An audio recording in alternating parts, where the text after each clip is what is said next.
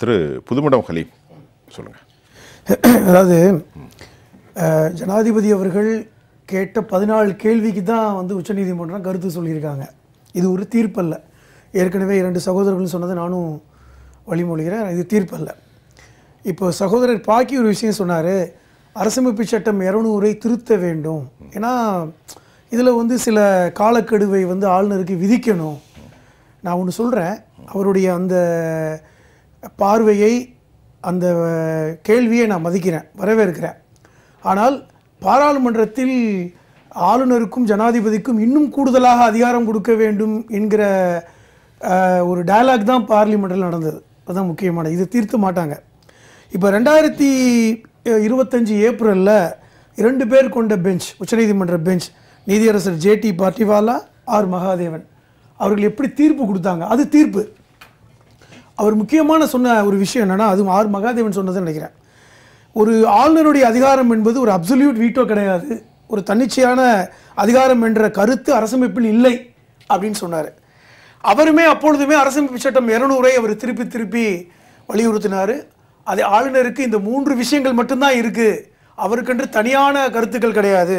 ஒன்று மசோதாவை ஏற்றுக்கொள்ள வேண்டும், அல்லது திருப்பி அனுப்ப வேண்டும், இல்லை என்றால் குடியரசுத் தலைவருக்கு அனுப்பணும், கருத்து சொல்லலாம், அவருடைய கருத்தை சொல்லலாம். ஆனால் அவருக்கு தன்னிச்சையான ஒரு இது கிடையாது அப்படிங்கிறத சொன்னார். நான் என்ன சொல்ல வரேன்னா, இப்படிப்பட்ட ஒரு தீர்ப்பை சொன்னதுக்கப்புறம் தான் தமிழ்நாடு அரசில் 10 மசோதாக்கள் நிறைவேற்றப்பட்டன. 2022 அக்டோபர் 19 சட்டப்பேரவையில் நிறைவேற்றப்பட்ட 10 மசோதாக்கள், முக்கியமான மசோதாக்கள் எல்லாம் அப்படி கிடப்பில் இருந்தது. 2 வருஷத்துக்கு மேலே கிடப்பில் இருந்தது. அப்போ இப்படி ஒரு நீண்ட நெடிய கிடப்பில் இருந்ததன் காரணமாக தான் தமிழக அரசு உச்சநீதிமன்றம் போனாங்க. உச்சநீதிமன்ற நீதியரசர்கள் இந்த 10 மசோதாவையும் ஆளுநர் ஒப்புதல் இல்லாமலே சட்டமாக்குனாங்க. இது நடந்தது. இப்போ இந்த காலகட்டத்தில் ஜனாதிபதி அவர்கள் 14 கேள்வியை நீதிமன்றத்துக்கு கேட்டாங்க. அது முக்கியமானதாக நான் என்ன பார்க்குறேன்னா, அவர்கள் கேட்ட கேள்வியில் 12வது கேள்வி, பிரிவு 145(3) கீழ் 5 நீதிபதிகளை கொண்ட அமர்வு இந்த வழக்கை விசாரிக்க வேண்டும் அப்படின்னு சொன்னாங்க. சரி, ஓகே. இன்னொன்று கேட்டாங்க, கேள்வி நம்பர் 8ல், ஒரு ஆளுநர் ஒரு மசோதாவை குடியரசுத் தலைவருக்கு அனுப்பி அந்த மசோதாவை பரிசீலனை செய்வதற்கு குடியரசுத் தலைவர் உச்சநீதிமன்றத்திடம் ஆலோசனை பெற வேண்டுமா அப்படிங்கிற கேள்வி கேட்டாங்க. அதே மாதிரி நீதித்துறைக்கு உள்ள அதிகார பிரிவு 142ஐ பயன்படுத்தி நீதித்துறை அல்லது ஆளுநருடைய அல்லது ஜனாதிபதியுடைய உத்தரவுகளை மறுபரிசீலனை செய்து மாற்ற முடியுமா, இப்படிலாம் கேள்வி கேட்டாங்க. இதெல்லாம் சரிதான். அப்போ இந்த கேள்விகள் எல்லாமே பார்த்தீங்கன்னா ஜனாதிபதிக்கும் ஆளுநருக்கும் இருக்கின்ற அதிகாரத்தை நீதிமன்றம் கேள்வி கேட்டு விடுமோ. ஆனால் அதுக்கெல்லாம் இன்றைக்கி சொன்ன மாதிரி இந்த 5 பேர் கொண்ட பெஞ்ச் வந்து தெளிவாக பதில் சொல்லியிருக்காங்க. ஆனால் தெளிவுனா என்ன, இந்த இடத்துல வந்து ஒரு விஷயத்தை அவங்க தெளிவுபடுத்தியிருக்காங்க, ஆளுநருக்கும் ஜனாதிபதிக்கும் ஆன அந்த முடிவு செய்கின்ற அந்த காலகட்டத்தை நாங்கள் ஒன்றும் செய்ய முடியாது, ஏன்னா அரசமைப்பு சட்டத்தை மாற்றினாதான் அது பண்ண முடியும். தோழர் பாக்கி அழகாக சொன்னார், அரசமைப்பு சட்டத்தில் இப்படிப்பட்ட உயர்ந்த இடத்தில் இருப்பவர்கள் இப்படியெல்லாம் இதை மிஸ்யூஸ் பண்ண மாட்டாங்க, இதை யாரும் வந்து இது வரைக்கும் பண்ணலை, அது ஒரு அறம் சார்ந்த ஒரு பதவி, அப்படித்தான் நம்ம பார்த்துட்டு இருக்கோம். 2017 பாஜக ஆட்சிக்கு அப்புறம் தானே இந்த நிலைமை. அதுக்கு முன்னாடி இது மாதிரியான ஒரு கேள்வி வரலை, இது மாதிரியான பெரிய சர்ச்சை வரலை, இதை ரொம்ப அளவுக்கு மோசமாக பயன்படுத்தலை உச்சநீதிமன்ற நீதியரசர்கள். இப்பொழுதும் அதுக்கு முன்னாடி ஆர்டிகல் 356 பத்தி பெரிய சர்ச்சை வந்திருக்கு. இல்ல வரல இல்ல article 356 is a part of our constitution. அத how to use எந்த மாதிரி manipulate ஆகணும்ங்கறதால அதுக்கு ஒரு பொம்மை கேஸ். ஆர்டிகல் 356 அந்த கேஸ் வந்து வர்சஸ் பொம்மை கேஸ்ல வந்து 94 அப்புறம் வந்து இன்னைக்கு ஏன் நீங்க வரலன்னு சொன்னதனால இப்போ வந்த மாதிரி அப்பவும் வந்துரு. இல்ல அப்ப நான் சொல்றது சரியா சார்? இல்ல கரெக்ட். அப்ப வந்து இது போன்ற ஒரு உயர்ந்த பொறுப்பில் இருப்பவர்கள் வந்து இது மாதிரி எப்படி இருக்கணும் அப்படிங்கிறதுக்கு. அப்ப இப்ப முக்கியமா சொல்ல போனா இந்த ஒரு விஷயத்தை தெளிவா சொல்லிட்டாங்க, ஆர்டிகல் 200 என்ன சொல்லுதோ அதுதான் ஆளுநருக்கான அதிகாரம், அதுல மாற்று கருத்து கிடையாது. ஆளுநருக்கு ஒரு சுயமான ஒரு அரசியல் சிந்தனையோ அல்லது வந்து ஒரு சார்பு நிலையோ கூடாது. 3 விஷயத்தை தான் அவர் செய்யணும், அதை தவிர தாண்டி எதுவும் செய்யக்கூடாது, கிட்டத்தட்ட போஸ்ட்மேன் வேலை தான் பண்ணணும் அப்படிங்கிறத அவங்க சொல்லியிருக்காங்க. அதில் மாற்று கருத்து இல்லை. அப்போ இதை வந்து இன்னைக்கு அப்சல்யூட் வீட்டோ இல்லைன்னு நீதியரசர் ஆர் மகாதேவன் எப்படி கோட் பண்ணாரோ அதையும் இன்னைக்கு செஞ்சிருக்காங்க. ஆனால் இது ஒரு தீர்ப்பல்ல. 5 பேர் கொண்ட பெஞ்ச் கொடுத்த வந்து தீர்ப்பல்ல, ஒரு கருத்து தான். நீதியரசர் அதாவது ஜனாதிபதி அவர்கள் 14 கேள்வி கேட்டிருக்காங்களா, அந்த கேள்விக்கான பதிலை 5 பேர் கொண்ட பெஞ்ச் கொடுத்துருக்காங்க. இப்போ இதிலிருந்து என்ன ஒரு விஷயம் நமக்கு புரியுதுன்னா, நான் என்ன புரிஞ்சுக்கிறேன்னா, அரசமைப்பு சட்டம் ரொம்ப தெளிவான ஒரு விஷயத்தை சொல்லுதுன்னா, மக்களால் தேர்ந்தெடுக்கப்பட்ட ஒரு ஆட்சி அதிகாரத்துக்குத்தான் பவர் இருக்கு, அதிகாரம் இருக்கு அப்படிங்கிறது இன்னைக்கு உச்சநீதிமன்றம் கருத்துக்களின் மூலமாக வலுவாக சொல்லியிருக்காங்க. இரண்டாவது, இன்னைக்கு வந்து பாரதிய ஜனதா கட்சி ஆளுநர்கள் மூலமாக இன்னைக்கு பாஜக ஆளாத மாநிலங்களில் அதை வந்து எப்படி வந்து ஒரு மிஸ்யூஸ் பண்றாங்கிறதுக்கு இன்னைக்கு நித்தியடி தான். நீங்க என்னதான் சொன்னாலும் அது ஒரு முக்கியமான ஒரு பாயிண்ட். மூன்றாவது, நீங்க வந்து எவ்வளவு காலத்தை தான் வச்சிருப்பீங்க?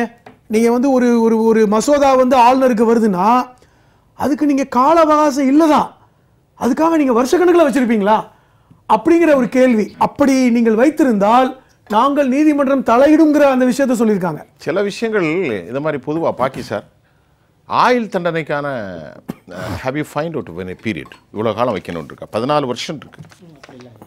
இல்ல அப்போ அதுக்கு சொல்லல. இப்போ இவ்வளோ காலம் அந்த கால லிமிட்னு சொன்னோம் சொல்கிறேன் பாக்கி சார்.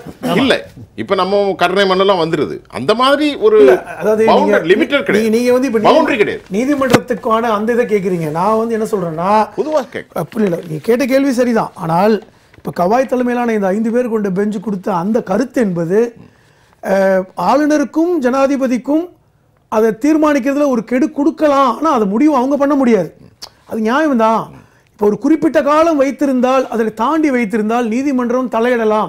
இப்போ வந்து செக்ஷன் 142 பயன்படுத்த முடியும். ஏன்னா பல்வேறு காலகட்டங்களில் எனக்கு தெரிஞ்சு 20க்கும் மேற்பட்ட கேஸுகளில் உச்சநீதிமன்றம் அவர்களுக்கு இருக்கின்ற அந்த அதிகாரத்தை பயன்படுத்தியிருக்காங்க. இப்போ நீட் விஷயத்தில் பயன்படுத்தியிருக்காங்க, பாபர் மசூதி இடிப்பில் பயன்படுத்தியிருக்காங்க, இப்போ ஆளுநர் விஷயத்தில் இப்போ வந்து நம்ம தமிழ்நாடு அரசு தொடர்ந்த வழக்கில் பயன்படுத்தியிருக்காங்க. அப்போ இந்த கேள்வி தான் அவங்களை இன்னைக்கு வந்து இந்த 14 கேள்வி கேட்க வச்சிருக்கு. முன்னாள் துணை ஜனாதிபதி தங்கர் சொன்னார்ல, அவர் இப்போ இல்லை, அவர் எங்கே இருக்காருன்னு தெரியல. ஆனால் அவர் சொன்னார், இல்லை சொல்லி முடிச்சுக்கிறேன், ஏன் பதறீங்க?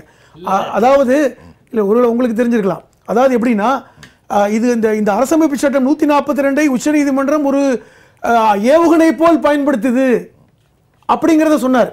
இது வந்து மக்களாட்சி தத்துவத்துக்கு எதிரானது அப்படிங்கலாம் சொன்னாங்க. அப்போ அந்த கருத்துக்கள்லாம் வந்துச்சு. இப்போ இன்னைக்கு அதை ஜனாதிபதி அவர்கள் கேட்ட கேள்வியிலும் அது இருக்கு முக்கியமா. சரி, நீங்க சொன்ன மாதிரி முதற்கட்ட கருத்தில் ஹலீம் என்ன சொல்லியிருக்காருன்னா, இது ஒரு வேர்டிக்டோ எதுவுமே இல்லை, என்ன இருக்கோ அதை அப்படியே ஒப்பித்திருக்கிறார். அவ்வளவுதான். To be convey to the people of India. Haleem sir, நீங்க ஒரு விஷயத்த சொன்னீங்க, அதை நான் மறுபடியும் உங்கள்கிட்ட சொல்லணும். இப்போ திரு பாக்கி என்ன சொன்னாங்கன்னா, ஃபெடரல் ஸ்ட்ரக்சரில் elected body should have a responsibility, it is a collective duty of all elected members. அப்படித்தானே? அவங்க தான் திட்டத்தை வடிவமைத்து அவர் சொன்னது, அதை சேனல் வழியாக கவர்னருக்கு கொடுத்து ஜனாதிபதியின் ஒப்புதலுக்கு பின்பு தான் இது it's can be made everything, இதுதான் செய்ய முடியும். அதைத்தான் அவர் சொன்னார். புரியுதா உங்களுக்கு? நீங்கள் என்ன கேட்டீங்க, ஜனாதிபதியால் எதுவும் கொண்டு வர மாட்டாங்க, அவங்களுக்கு அது வேலை இல்லை.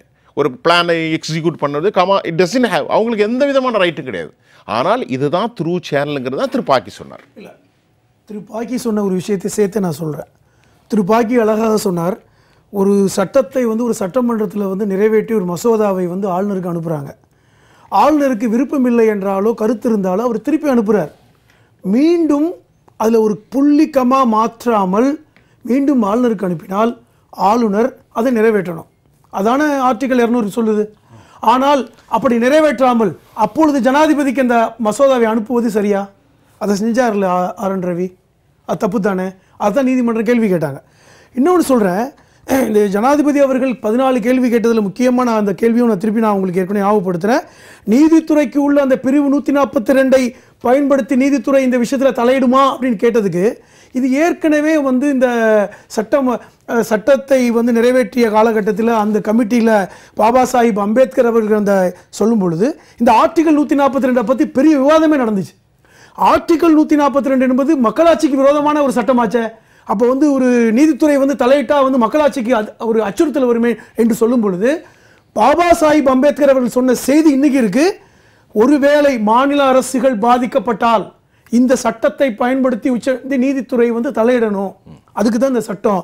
இந்த 142 இஸ் a complete justice அப்படிங்கிற வார்த்தையை பயன்படுத்தியிருக்காரு. சார் அப்நார்மல்ஸ்ல எக்ஸெப்ஷன் தான் எல்லாமே. அதான் சொல்றேன். எது ஒரு அப்நார்மல்ஸா அப்ப இந்த போனா நான் என்ன சொல்றேன், அதனால தான் சொல்றேன், இத்தனை சுதந்திரம் அடைந்த இத்தனை ஆண்டுகளில் உச்சநீதிமன்றம் ஒரு 20 தடவை தான் அந்த 142 பயன்படுத்தி நான் நினைக்கிறேன்.